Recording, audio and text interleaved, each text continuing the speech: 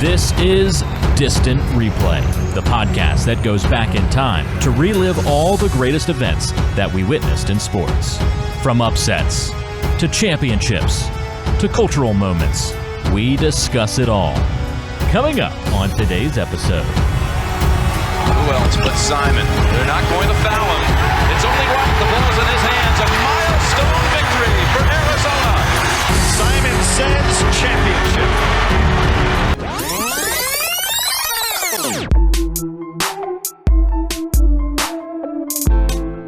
Well, it was Lute Olson's first NCAA championship, Arizona's first national championship as well. And we go back to the 1997 NCAA Tournament championship between Arizona and Kentucky. It took place on March 31st, 1997. And that is the focus of this episode of Distant Replay Podcast. Welcome in. I'm Ben George. He's Mike Noto.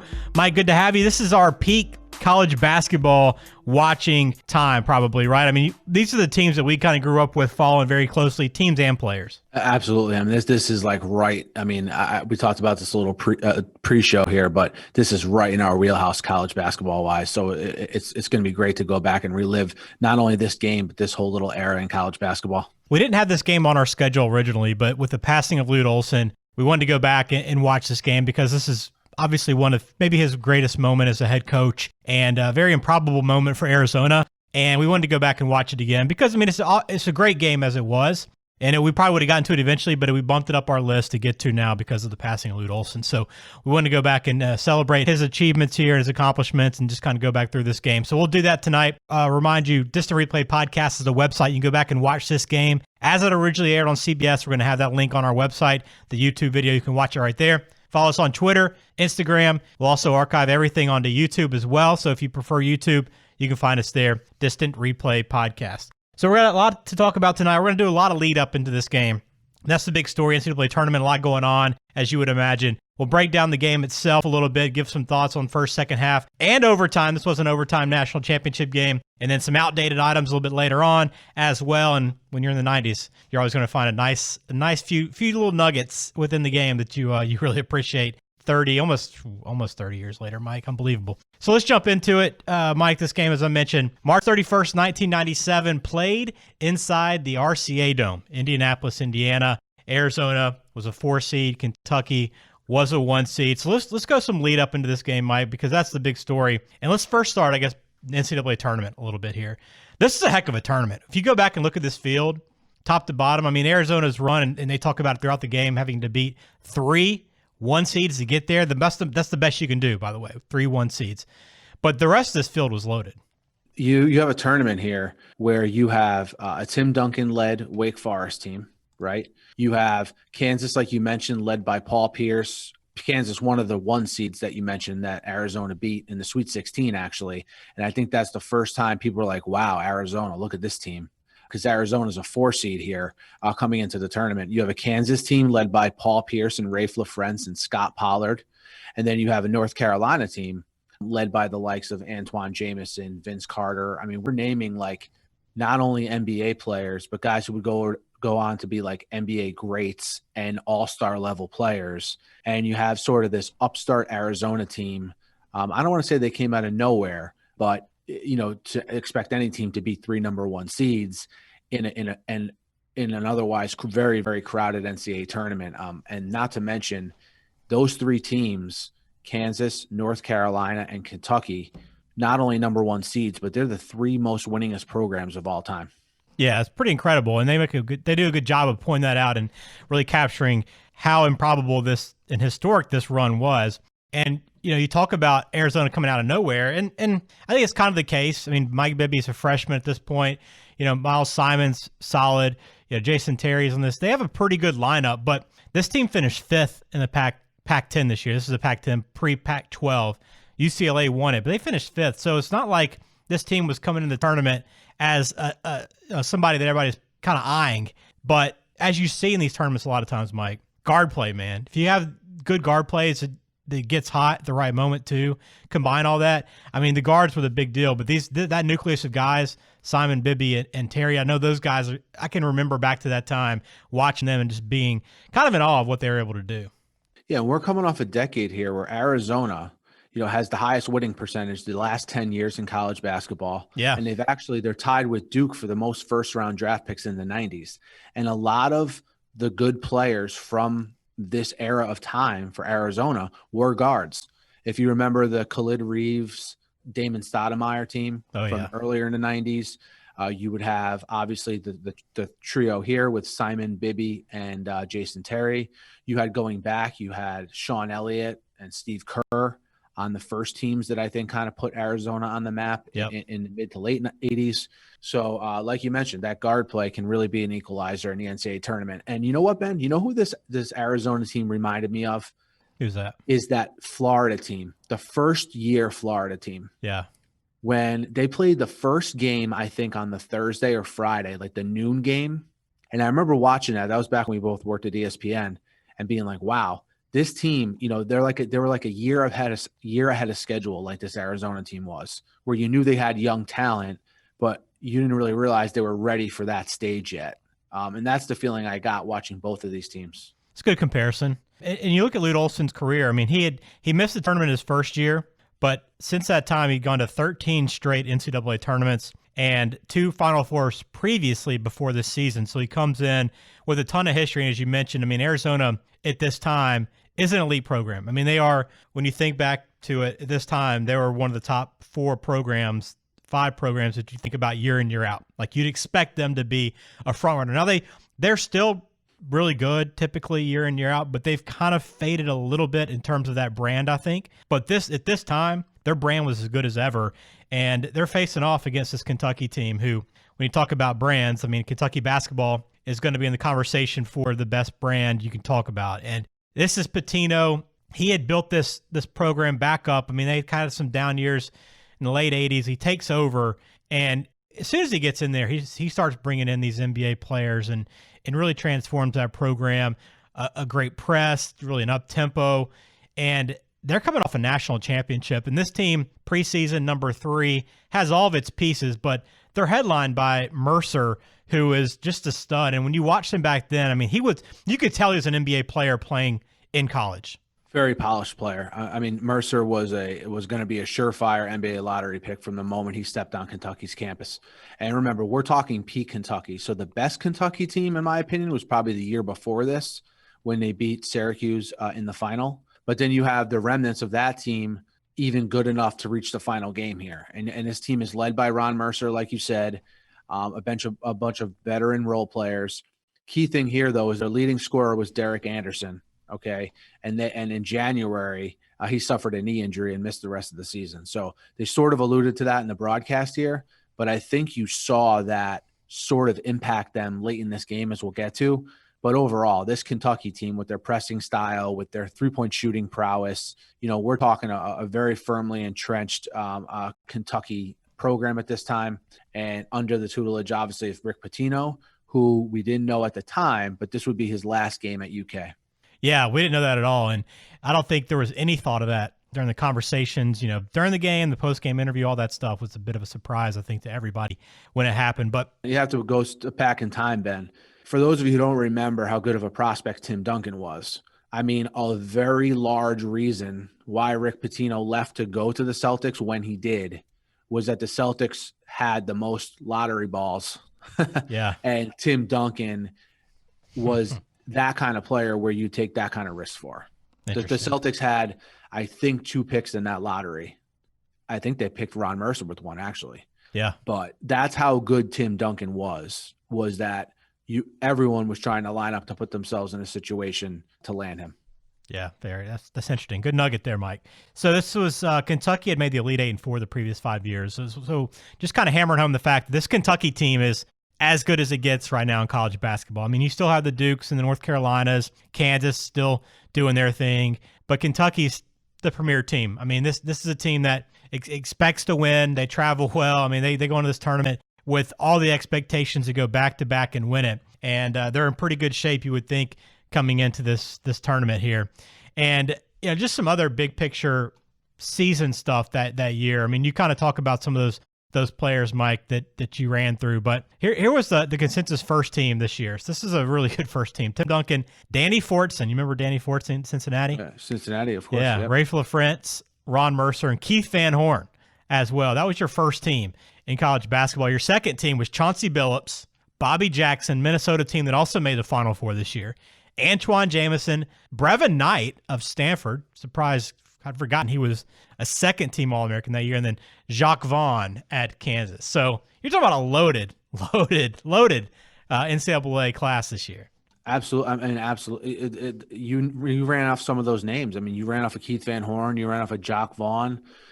Those are guys that had very long NBA careers. You mentioned Brevin Knight from Stanford. This is a time where Pac-12 basketball, I think, is better than we think of it now. You're coming off the UCLA run in the early mid-90s, Arizona, the steady presence in this conference always, and then you have teams like Stanford, Cal that had these little runs where they featured good players like Knight, Arthur Lee, those kind of Casey Jacobson. Remember all these players that made the Pac-12 a very deep conference, and part of the reason why you have Arizona, a fifth-place team in that conference, still good enough to make a run like this. Absolutely. Let's look at the NCAA tournament bracket for this year, too. So Arizona was a 4 seed in the Southeast Regional. That's when they went East, Southeast, Midwest, and West. The coaches in the Southeast this year, Mike, okay? Roy Williams at Kansas, Coach K at Duke, Tubby Smith at Georgia, Lute Olson at Arizona, Gary Williams at Maryland, Lon Kruger at Illinois, Gene Cady at Purdue, Al Skinner at Rhode Island, Pete Gillen at Providence, Mark Gottfried at Murray State before he kind of busted out. Dude, that if you put one bracket together, good luck finding a better coaching lineup than that. Yeah, I mean, you just mentioned at least 5 or 6 Hall of Fame coaches and some very good coaches, like a guy like Pete Gillen, right? Yeah. Very good coach. And his Providence team would make it, I believe, to the Elite Eight, right? Yeah, they lost to Kansas. Arizona. They lost to Kansas Arizona. in the Elite Eight with the God Jamel Thomas team. I remember that team just from watching the Big East back then. But so even the coaches that are not Hall of Famers, still very good coaches on that list, and that is something when you list them like that. And by the way, I don't know if you knew this either, but USC was in this bracket, coached by Henry Bibby. Okay, so I knew Henry Bibby. So when Mike Bibby burst on the scene, I'm sitting there watching college basketball like during the regular season, and the first thing my dad said when we were watching it, huge UCLA fan, was, "Hey, is that Henry Bibby's son?" And I'm like, "Well, who's Henry Bibby?" And then and I did realize Henry Bibby was a coach at USC. I didn't realize it was during the same time Mike was there. Yeah, in their same bracket, their same region in this tournament. They would not face off. Obviously, USC lost the first round matchup against Illinois, but this region also went through Birmingham, Mike, my hometown. This is back when Birmingham, by the way, too, got a lot of NCAA tournament play. They had a lot of regional finals. Not on the map anymore, unfortunately, but this was a time when they were there all the time. You could go catch a great game in Birmingham growing up, and I caught a number of great tournament games. Although this one, Arizona Providence, doesn't really ring true. I don't really remember this one being in Birmingham so much, but I know that I went to a lot of other ones down there. And this bracket also featured Chattanooga getting into the Sweet 16 to face Providence. Providence would get by them. But where were you when this game was actually played? Do you remember watching this? Oh, of course. Yeah, this would be one where I was still in high school at this point. So I was watching at my house. I mean, you have the Monday 9 p.m. tip-off. You have the prelude to a championship before that. Mm-hmm. And if you're a college basketball fan back then, you were plugged in. I mean, I was completely plugged in at this time to all sports, but especially college basketball. So let's get into it. Kentucky come into this game, by the way, too, during this tournament. Their average margin of victory, 14 points per game. I think they actually mentioned during this broadcast that Kentucky only trailed in this tournament for 15 or 20 seconds or something like that, a minute. I don't know. Something ridiculous. They were kind of just running through opponents for the most part. And they entered the championship game 7-point favorites, Mike, over Arizona. So not a huge spread, but in terms of basketball for national championship, you don't find many that are going to be much bigger than that. Oh, no. Yeah, that's a big spread for a championship game, especially, and these NCAA tournament games as a whole are unpredictable. So you never really have huge spreads unless you're talking about the early rounds. And this Kentucky team, I mean, they deserve to be that kind of favorite coming into this game based on their success the previous year and their success this year. And this Kentucky team, we can't underscore it enough. They have NBA bodies on their team, like Nazir Muhammad, Jamal Magloire, Ron Mercer, as we mentioned before. And when you size the teams up that way, you knew coming into this game, Arizona was going to have to use their speed and guard play to even have a chance. So let's talk about starting lineups then, and let's begin with Kentucky because you kind of talked about them. 35-5 coming in. Ron Mercer, Anthony Epps, Scott Padgett, Wayne Turner, and Jamal McGlure. They're starting 5. Top reserves, as you talked about, Nazir Muhammad was number 1. Then Cameron Mills, a guy that I'd completely forgotten about until he started hitting shots in this game. He started coming back to me. At least that face did. Do you remember Jeff Shepard? Oh, yeah, definitely remember Jeff Shepard. So I confused at first Jeff Shepard with Cameron Mills. So Jeff Shepard was basically a lot more athletic version of Cameron Mills, if you remember who Jeff Shepard was. And you have Scott Padgett, who is not David Padgett, even though they're not related. I get them confused. Okay.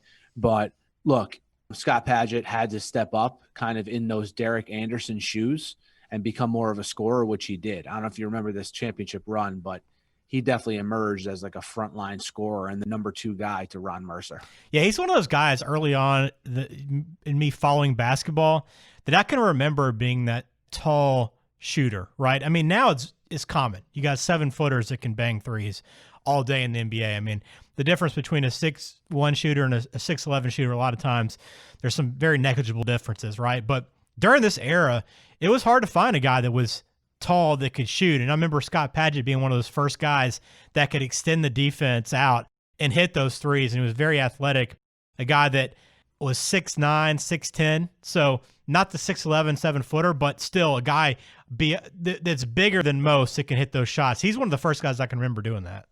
Yeah, he was kind of like a college version of a stretch 4 almost. Yeah, exactly. Arizona, 25-9 coming into this game. You had Miles Simon, Mike Bibby, as we talked about, Bennett Davison, A.J. Bramlett, and Michael Dickerson were your starting 5. And obviously Simon and Bibby get a lot of play. Dickerson was really good as well.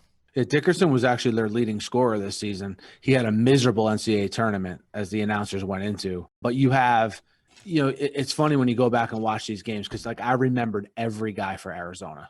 It's amazing how these teams make these runs for 2 or 3 weeks and they become etched in your mind forever. I mean, I remember A.J. Bramlett. I remember Bennett Davison. I obviously remember Terry, Simon, and Bibby. And this was the kind of team where you were like, okay, Bibby's probably, the best player, the best NBA prospect on this team.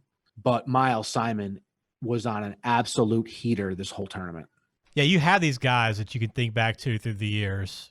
Connecticut's had a lot of these guys, especially guard play, that just go off in a complete zone throughout the tournament, and there's no stopping them. And this was Simon during this one, but very good lineup there as well. This Arizona team had 5 guys that would go on to play in the NBA.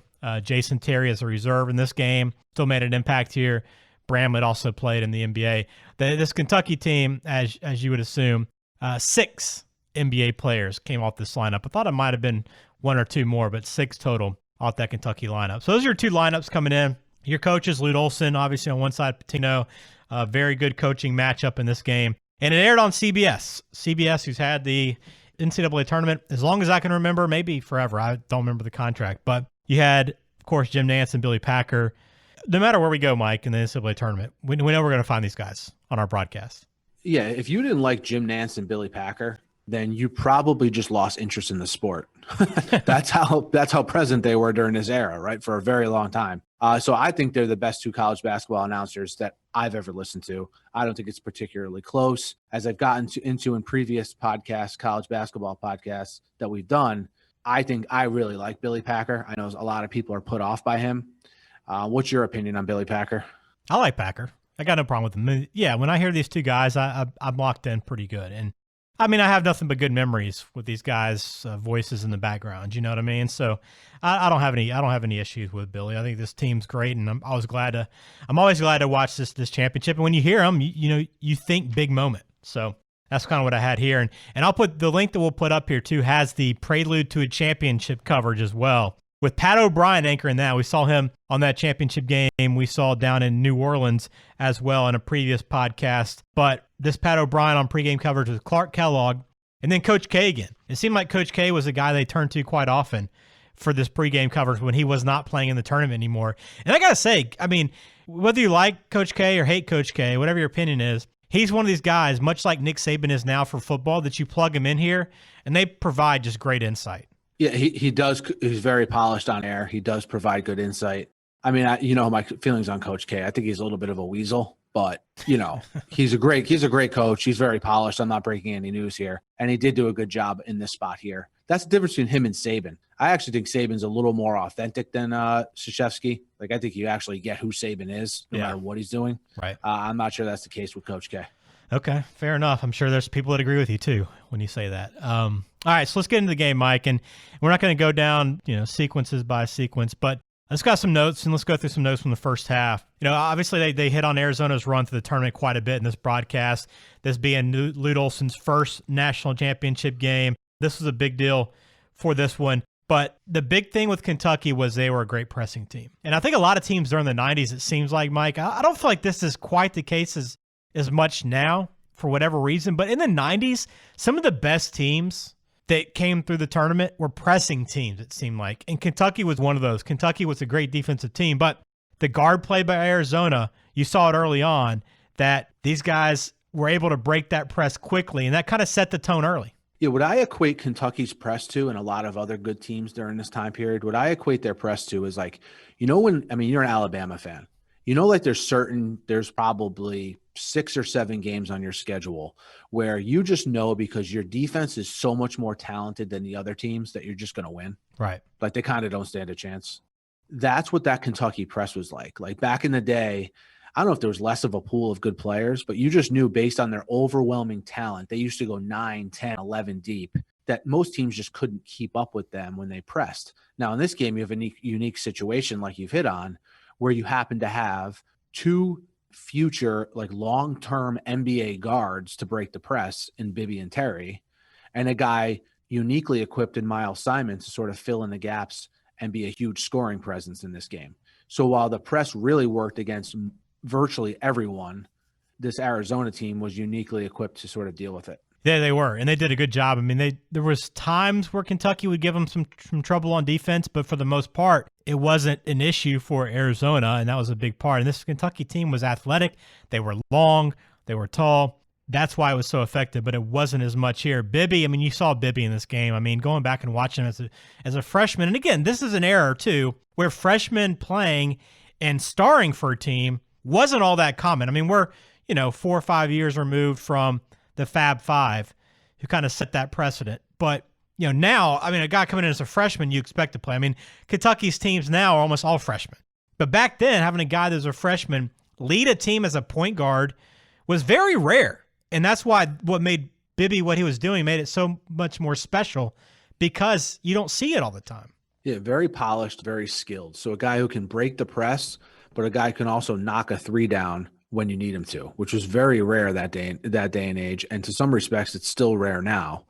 And that allowed Miles Simon to be an offensive threat. He had 15 points in this first half, 11 free throw attempts in this half. And he pretty much picked up right where he left off from his performance in the tournament. And this game was back and forth throughout, but you saw Kentucky. I mean, Arizona came out and kind of controlled the game early. Not by score, but they had control of the game with the lead for much of that first half. Kentucky has a nice spur where they kind of get back, and it kind of goes back and forth. This one, Cameron Mills too, a.k.a. Jeff Shepard for you. You started hitting some big shots. They throw out this stat that really opened my eyes, that Mills at one point in this first half was 16 of 22 from 3 in this tournament. I mean, that's how lights out this guy was. Yeah, Jeff Shepard Light had a great tournament for sure. And that led to Kentucky's bench scoring 19 of their 32 points in this half. So the Kentucky bench with a huge presence, 10 ties, 10 lead changes in this half. So this is a true back and forth here. And Arizona is up by 1 at halftime. One thing I noticed in the stands that they showed that I'm going to save for our outdated observations later. I know where you're going. Yeah, save that. Simon had 15 in the first half, and Mercer had just 3. And again, Mercer's the guy for Kentucky. Mercer has to score to carry that load, and he's not doing it so far in this game. Arizona did a really good job defending him, not giving him a lot of opportunities. But as you mentioned, it's bench scoring for Kentucky that's the story in the first half, keeping them in the game because their starters aren't doing quite as much. Great nugget from Packer in the first half, too. At this point, when this game was being played, the SEC had won 5 straight major national championships. I think baseball, women's basketball, football, and then I guess I guess they're going back to Kentucky winning the other basketball. So they'd been basically dominated. It's kind of the breakthrough of the SEC, Mike. Let me just go ahead and toot the SEC's horn. You know it means more down in the SEC. So, of course. So, yeah, it means more. Yeah, no other conference cares. This is when when everyone else wants to lose. They're the only teams this is when the SEC kind of starts flipping the script in college sports. Okay, let me just go ahead and point that out. But you know what's crazy is that just on a side note, bringing it to sort of current events, is that their slogan is literally "It just means more." That slogan drives the Big Ten fans crazy, and the SEC is playing football this year, and the Big Ten isn't. It's just like it means it's more. like they had like it's like they knew this was going to happen when they came up with that slogan. Yeah. Just as a side note. Yeah. At halftime coverage, we do have halftime coverage on this broadcast, the link on our website. John Wooden's part of the conversation. I thought he was interesting to listen to because, he talked about a lot of the changes in the game. And, he pointed out players being more athletic, the change in the shot clock, which is crazy to think about in the three-point basket. And, he kind of makes a good observation, and he's able to kind of see where the game's headed. He talks about, a lot of these teams now, the game's gone away from team basketball. It's more because these individuals are so talented, it's become more of a individual game, one-on-one game. Pretty prophetic. I mean, that's kind of where basketball has gone. Almost since this time, really a turn of the century with more high school players going straight to the NBA and that sort of thing. But he could kind of see it coming there. Yeah, so I grew up in a house where when John Wooden spoke, like, we listened. All right, John Wooden's like a icon in my house because my father loves him and he loved UCLA. But the thing about, when you hear interviews with like a John Wooden where they asked him like what kind of players he looked for, and he would say like players who were faster than the opposition or guards who were faster than the opposition or whatever. And it's like, John, you had the best two centers in college basketball history. Did they help you a little bit or no? But anyway, John Wooden, I mean, all kidding aside, he's, he speaks, you listen. He's just that kind of guy with that kind of wisdom. Absolutely. And it was unique to see how he viewed the game as opposed to when he coached. Yeah. So we go to the second half, 33-32. Again, back and forth throughout. I thought this was a great game because you had these teams kind of taking their shots, right? And it was a pretty good level of basketball. It wasn't like it's kind of a back and forth, neither team could score. You had guys hitting big shots. I think some of the biggest points in that second half, though, Mike, Arizona did a great job on the offensive glass. And Coach K pointed this out afterwards that a lot of the penetration opened up outside shots, but it also allowed for offensive rebounding. And it sent them to the line quite a bit, too, the penetration. But that was a big point. Arizona could continue to get quite a few offensive rebounds and kept getting to the free throw line. And they excelled there while Kentucky struggled from the free throw line. Free throws were a major part of this game. For sure. As I mentioned in the first half, Simon already has 11 free throw attempts. Down the stretch, free throws would be big too. And a little bit of a surprise that Arizona is competing this well on the boards to this time. Because remember, Kentucky has literally two NBA centers as a starter and a backup at the position. Yeah, I know. That's what's crazy about it.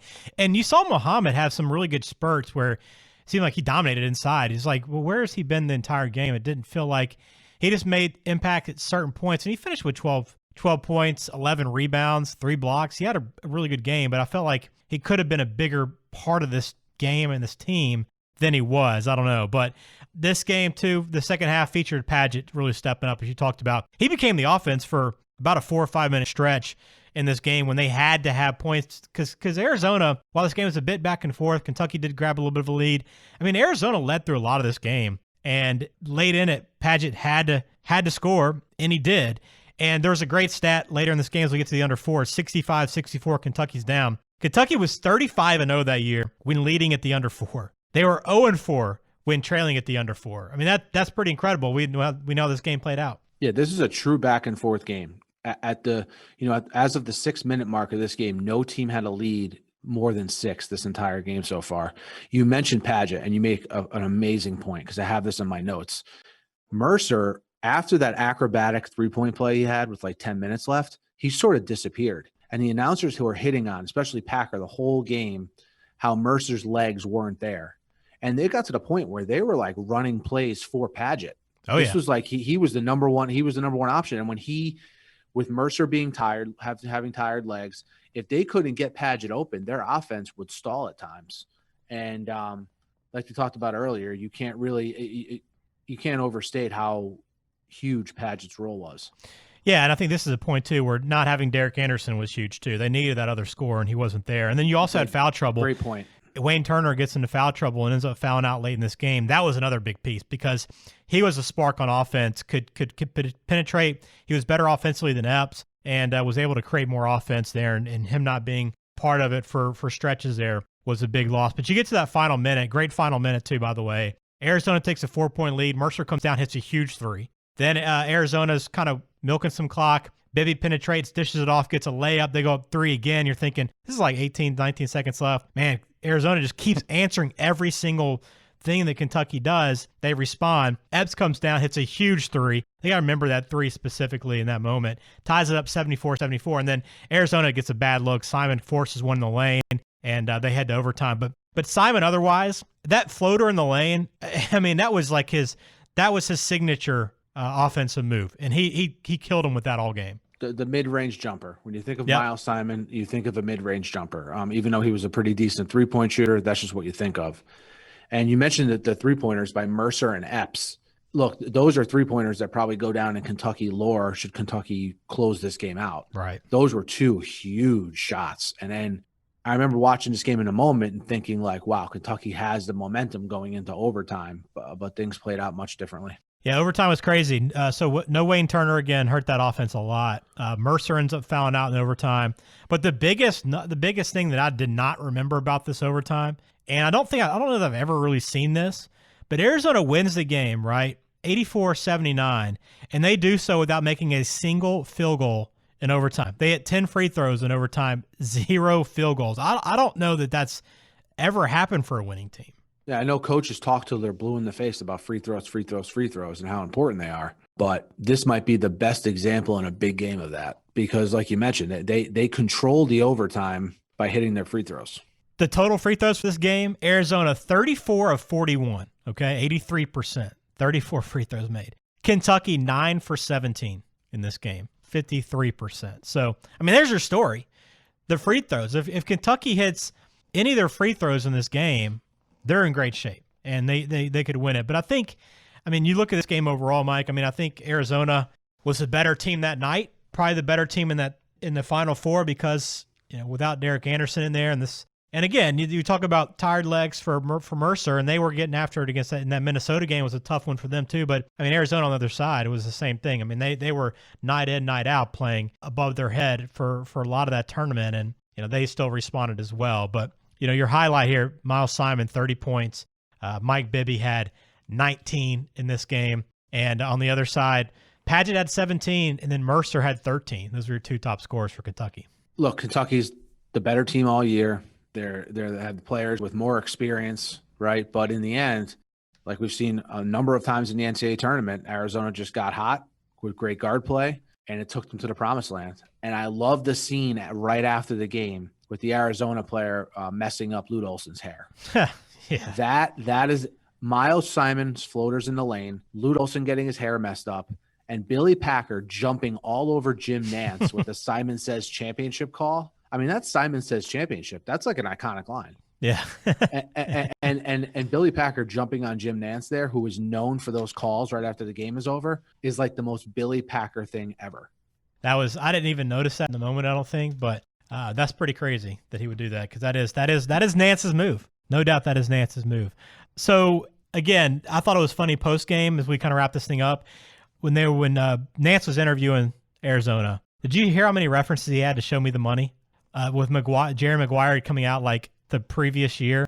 Did you note it? Did you watch the post-game interview, number one, I guess? I did. Yeah. I did notice what you're talking about, for sure. He referenced it like 3 or 4 times. And then he said, well, in this case, show me the Lute for Lute Olson. So and you know what I thought was unique, and especially since we're talking about Lute, we decided to do this game because of Lute Olson and his passing. I thought it was pretty unique and pretty cool how involved, he had a wife at that time of 43 years who would pass a couple years later, but how involved she was in the post-game interview. I never remember a spouse being so involved in a post-game interview on the floor, but I thought that was pretty cool given the circumstances. That was pretty cool, yeah. She was a big part of that, and she said, this is our biggest win ever. And they worked together quite well, and it was the biggest win for Lute Olson and that Arizona team, and they were able to knock off Kentucky. A few outdated items from this game, Mike. I want you to start since you kind of referenced this. Okay, so in the second half, in the stands, they showed Doug E. Doug. And if you don't know who Doug E. Doug is, think of Cool Runnings. He played the immortal role of Sanka. If you remember, I believe he was going to be on a CBS sitcom. And so they showed Doug E. Doug in the stands. And then in the first half, I did not remember that the Dukes of Hazzard had a TV show. They showed the quote-unquote stars of the show, and I had never heard of either of them. You've heard of the Dukes of Hazzard TV show, right? I've heard of the TV show, but I didn't hear of the two stars that they were billing who were sitting in the stands. I've never heard their names before. That was the thing I was going to mention first. Dukes of Hazzard, them referencing that. I mean, can you imagine this day and age, they cut into the Dukes of Hazzard stars in 2020? Number one, I was like, wow. Would never that happen. Show never get that show idea never sees the light of day in 2010. Of course not. But they were about to air, or this is around the time of a Dukes of Hazzard reunion show, because the show ended in '85, but they had a Dukes of Hazzard reunion show in 1997 that it was going to air like a month after this game. So that's why they were there, because I was like, why are these guys being featured in 1997? But that's the case. Good point. It was like a reunion show. Good point. Yeah, and you mentioned Dougie Doug. That was my other outdated. He was on the new show Cosby, that was airing on CBS, which another one. I was like, buddy, you wouldn't have seen this one in 2020. Wow, what a bad time for CBS promos. I know this game was featuring some classic shows at the time. The other outdated note I have is Indianapolis Star paper being on the table in front of Pat O'Brien in the post game show, and that's how big papers were. I mean, you wanted to have that paper to capture the moment. I mean, could you imagine a set bring a paper up now? I mean, it happens occasionally, but I mean that was front and center. Hey, you can pick up your Indianapolis Star after the game. Yeah, hot off the presses. Read all about it. Arizona wins, and it was Arizona wins, like the most like generic. If Kentucky would have won, they just would have slid Kentucky in there. Right. They should have just had Wildcats win, and they just kind of got it over with. That's good. Yeah. And I also noticed one more outdated thing I had was the Philips Magnavox TV being advertised. Yeah. Everyone, dude, it's like, if you had a it's like, you have a Magnavox? No way. I'm coming over to your house to watch the Mets, Yeah. But pretty sick. Classic game, though, overall. What if, for me, I mean, biggest things were the free throws. If they're able to hit free throws, is this game a totally different story? And if Derek Anderson doesn't get hurt, I mean, do we think this Kentucky team wins it all for sure? Look, they're even more overwhelmed. What was the one thing they were missing this game, Yeah. They're missing another scorer. I mean, if you have Scott Padgett as a, third scorer, I think it makes your team that much better. What if I had is something we haven't talked about yet. And it's Miles Simon was suspended for the fall semester of this season and missed 11 games because of academics. Right. It's something they briefly glossed over, but what a boost for that team, huh? Especially since Dickerson didn't play it in the tournament like he did in the regular season. I mean, that might be the biggest what if of all. Did you have any more or no? No, that was really it. And social media wise, I mean, I don't think nothing really stood out that I would have been like, man, this would have blown up on social media. Maybe besides the Dukes of Hazzard boys being there in the stands potentially. But otherwise, I don't know that there was any one moment that caught my eye. Sanka would have been a meme factory. If they would have been a million Dougie Doug Sanka memes or clips or what have you. That just happened in the social media era. But yeah, no huge controversies or one or two plays that would have been like indelible on social media. I agree with you on that. Good point. I mean, this wasn't like a game that you remember for some huge moments, but it was a well-played game, a back and forth. I mean, I think the biggest lead in this game was 6 points for Arizona. And I think Kentucky's biggest lead, I don't know if it ever got above 2, but it was 2 for the longest time. So you're talking about a game. I mean, it's very rare to not have one team go on a spurt where they grab an 8 or 10 point lead, other team come back. I mean, I don't remember many games at all that were single digit throughout and really just essentially back and forth trading baskets. Yeah. And a lot of these NCAA tournament games, they're close games because the teams are both playing really bad. Right. This game was back and forth because both teams were knocking down shots and playing really well. So that was the difference. And it made for a great championship game. Yeah, no doubt. We'll close it on that note, Mike. Good game. And we did it for Lute Olson, who passed away. And wanted to celebrate this achievement and this accomplishment, and one of the great NCAA tournament runs of all time. Even 23 years later, it still ranks up there. So a lot of fun, Mike. We'll close it out on that note. Remember, find us online, distantreplaypodcast.com. We'll have the YouTube video with the complete broadcast there as well if you want to go back and watch it. You can find us on Twitter, Instagram, as well as YouTube. So, Mike, enjoyed it. We will talk to you again on the next episode. Until next time.